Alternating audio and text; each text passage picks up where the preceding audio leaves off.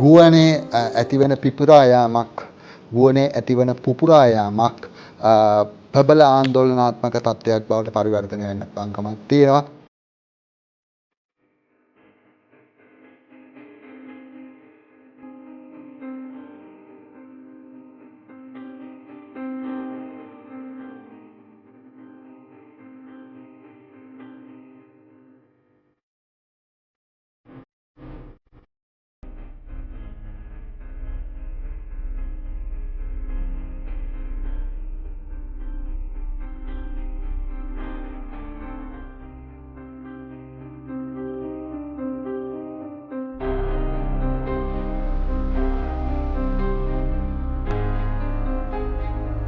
අසර්බයිජාන ගුවන් සේවයට අයත් ගුවන් යානයක් අද උදෑසන මගීන් 62 දෙනෙකු සහ කාර්යමණ්ඩල සමාජිකයින් 5 දෙනෙකු සමගින් රුසියාවේ ග්‍රොස්නි දක්වා ගමන් ආරම්භ කරමින් බාකු අගනුවරින් සිය ගුවන් ගමන ආරම්භ කරනු ලැබුවා. කෙසේ වෙතත් ගුවන් යානය ග්‍රොස්නි වෙත ගමන් කිරීමේදී අධික මීදුම් තත්ත්වයක්ද පැවති අතර ග්‍රොස්නි ප්‍රදේශයට නාදුරන ඩ්‍රෝන ප්‍රහාරයක්ද එල්ල වී ඇති බව වාර්තා වනවා. එහිදී ගුවන් යානයේ කුරුළු රංචුවක්ද ගැටී ඇති අතර ඒ බව අක්තාව් ගුවන් බලධාරීන්ටද දන්වා තිබෙනවා.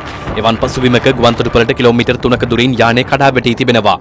කෙසේ වෙතත් ගුවන් යානයේ සිටි පුද්ගලයන් 28 දෙනෙකු දිවි බේරාගෙන ඇති අතර ඔවුන් කරිදමින් රෝහල්ගත කර ඇති බවයි වාර්තා වන්නේ.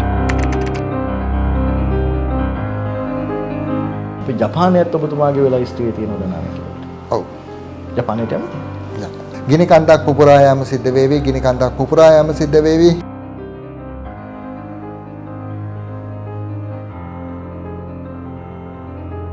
On December 23, 2024, an explosive eruption at Sakurajima volcano was observed from Teremizu City in Kagoshima Prefecture, located in southwestern Japan's Kyushu region.